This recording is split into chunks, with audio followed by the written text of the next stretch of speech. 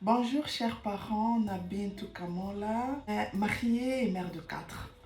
Aujourd'hui, c'est l'émission d'Éduquons nos enfants. Nous allons parler de comment connaître ton enfant. Parce que tu ne peux pas éduquer ton enfant sans le connaître profondément.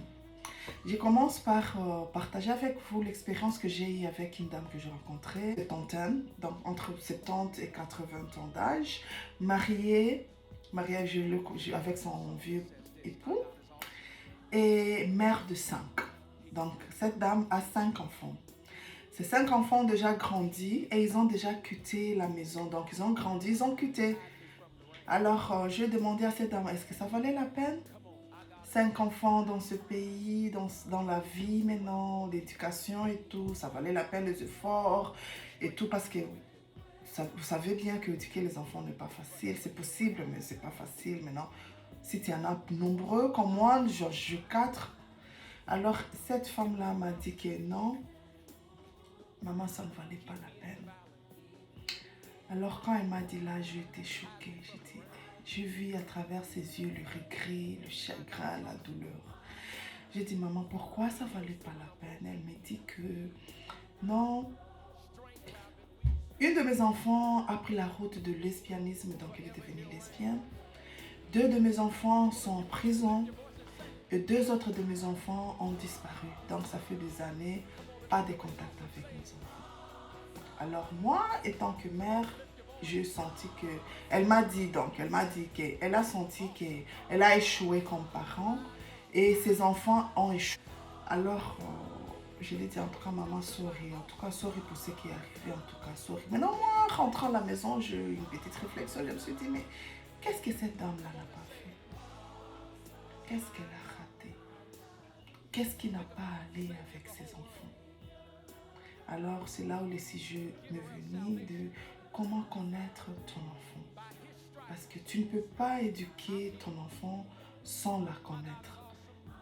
Ici, je suis en train de parler de l'éducation de base, l'éducation des papas et des mamans, l'éducation que les enfants enlèvent à la maison, l'éducation que la maîtresse à l'école, le professeur, les amis ne peuvent pas donner à ton enfant, l'éducation que les nounous ne peuvent pas donner à ton enfant, l'éducation que le pasteur, les grandes sœurs, le cousin, les oncles, les tantes ne peuvent pas donner à ton enfant, l'éducation de papa et des mamans.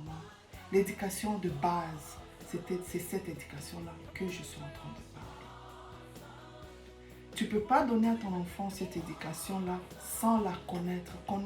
Comment connaître ton enfant alors?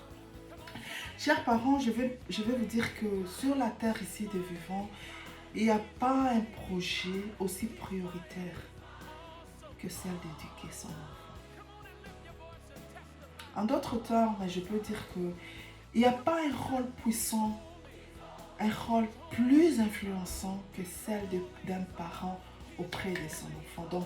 Donc je répète, il n'y a pas un rôle puissant et influençant que celle d'un parent auprès de son enfant.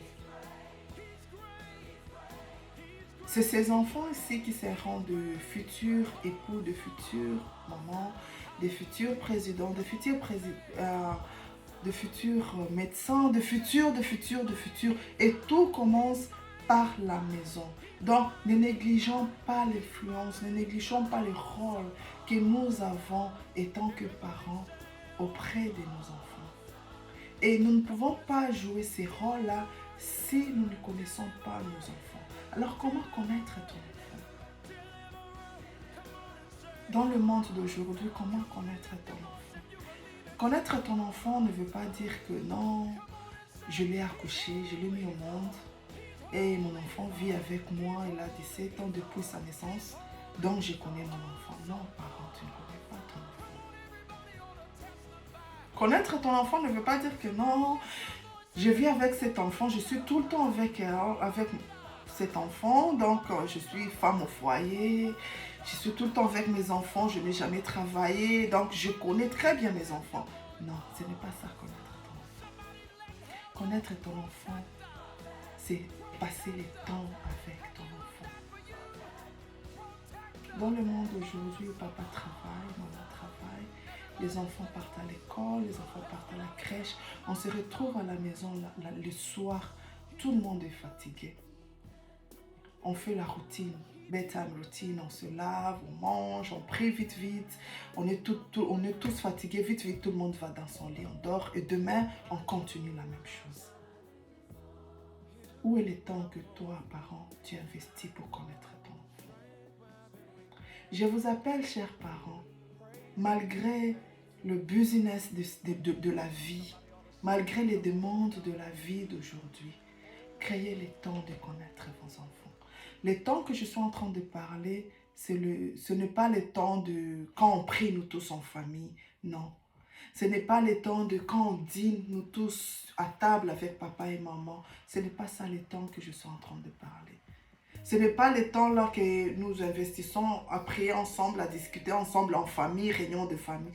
Ce n'est pas ça le temps que je suis en train de parler.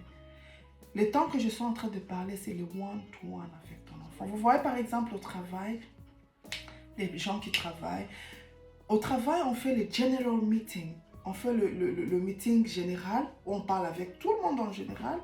Mais il y a le temps où le manager appelle le staff. Vous avez one-to-one avec le manager. One-to-one avec.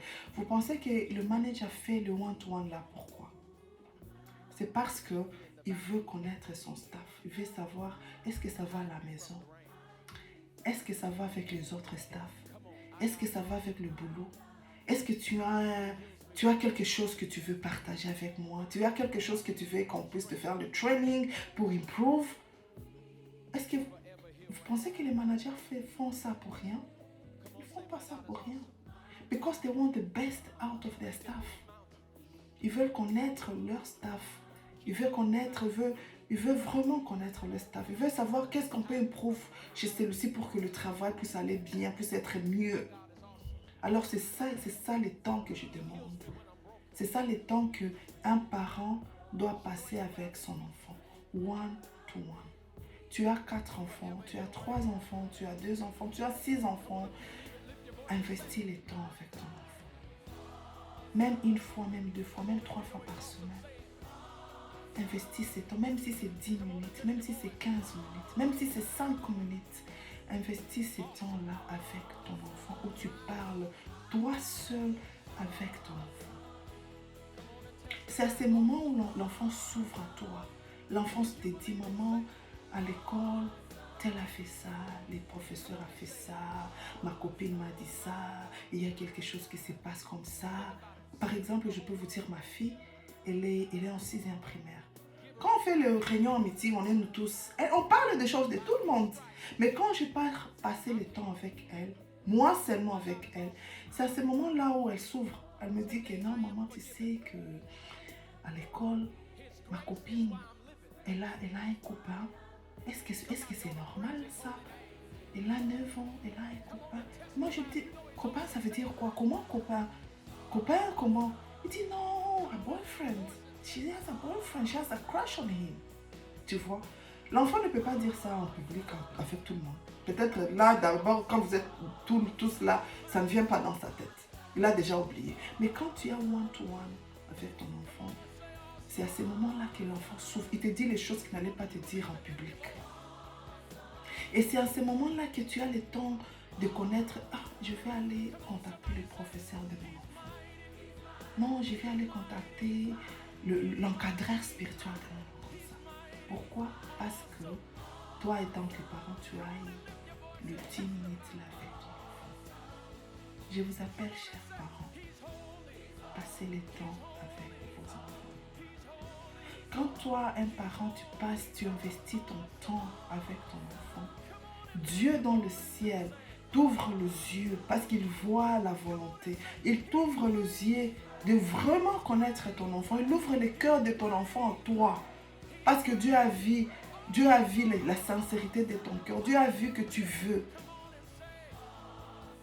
L'autre moyen de connaître son enfant demande une profonde observation. Il faut observer vos enfants. Observez vos enfants profondément. Si vous êtes chrétien, priez que le Saint-Esprit, parce que la Bible nous dit, c'est Dieu qui nous ouvre les yeux à voir les choses que nos propres yeux ne peuvent pas voir. Priez que Dieu vous ouvre les yeux à voir qui est vraiment mon enfant, qui est vraiment cet enfant que je suis en train d'élever. Observez vos enfants en profondeur. Je vais m'adresser aux mamans qui ont cette grâce d'être femme au foyer. J'appelle ça grâce. Tu es maman, tu es femme au foyer, donc tu as tout le temps avec ton enfant. Mais au lieu d'investir ces temps-là à étudier ton enfant, à observer ton enfant, à avoir le one-to-one avec tes enfants, chacun de tes enfants, toi tu utilises ces temps-là sur la télé. Tu donnes à tes enfants de tablettes et toi tu es busy sur la télé. Tu regardes le théâtre, tu regardes les novelas, tu regardes... Tu utilises ton temps là, tu es au téléphone avec tes copines. C'est toi qui es toujours dans les réunions des mamans, c'est toi qui es toujours à l'intercession, c'est toi qui es toujours au deuil, c'est toi qui es toujours dans de fêtes. Tu ne rates jamais aux fêtes, tu ne rates... Tous les événements, tu es présent. C'est toi la maman présidente quoi. C'est toi qui es toujours présent. Alors que tu as tes enfants, tu as un enfant à la maison, tu as deux enfants qui sont en train de grandir. Chère maman, nous avons des puissantes influences sur nos enfants. Il faut éviter ça. Il faut créer un agenda. Il faut savoir manage your time. Je ne dis pas que se faire plaisir de regarder la télé est mal. Non, c'est pas mal. Mais il faut avoir de limites. Il faut savoir que le temps de la télé, c'est celle-ci. Et le temps que j'investis avec mon enfant, c'est celle-ci. Ayez le temps avec vos enfants.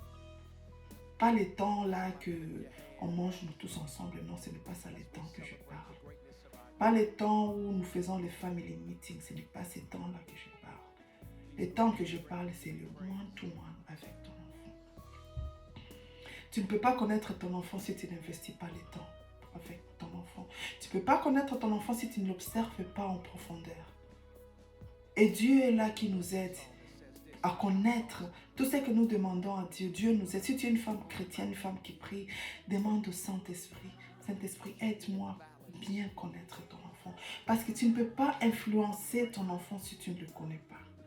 Tu ne peux pas éduquer ton enfant. Tu peux pas connaître, tu peux rien faire sur ton enfant si tu ne le connais pas vraiment, si tu ne le connais pas en profondeur. Alors, chers parents, je vous appelle, s'il vous plaît, créez les temps. Dans ce monde où tout est pressé, dans ce monde où tout tourne, tout va vite, on n'a pas le temps de faire quoi que ce soit. On est toujours tiraillé. Je vous appelle à connaître vos enfants. Créez le temps. Créez le temps de bien connaître vos enfants. Investissez le temps à bien connaître les enfants. Ayez le temps de one-to-one. One-to-one veut dire moi seul avec mon enfant seul. Aujourd'hui, je suis avec celle-ci pour 10 minutes.